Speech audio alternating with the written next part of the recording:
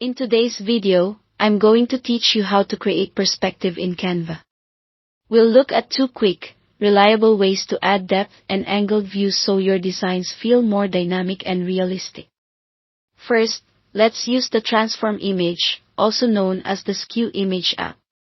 In your Canva design, open the Apps tab on the left sidebar and search for Transform Image or Skew Image.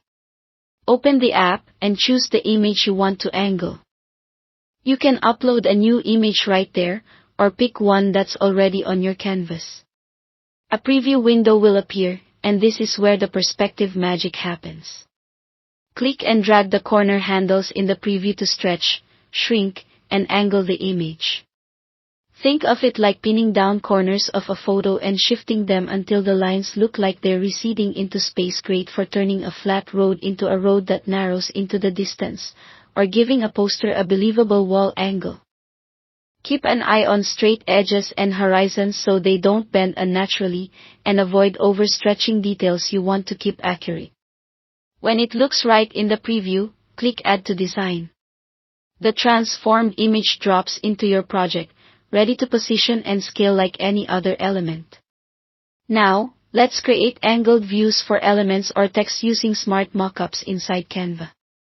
Go to Elements, then open Mockups.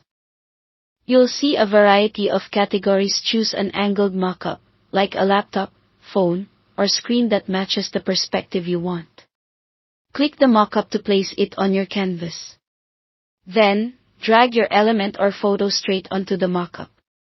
It will snap into the placeholder with the correct angle, giving you a polished, perspective-ready result in seconds. After it's applied, you may want to refine the composition. Cropping helps trim any extra space so the focus stays on the angled item. If the mockup includes backgrounds you don't want, use the background remover to isolate the angled element, making it easy to blend into your final design. That's it for creating perspective in Canva. Thanks for watching.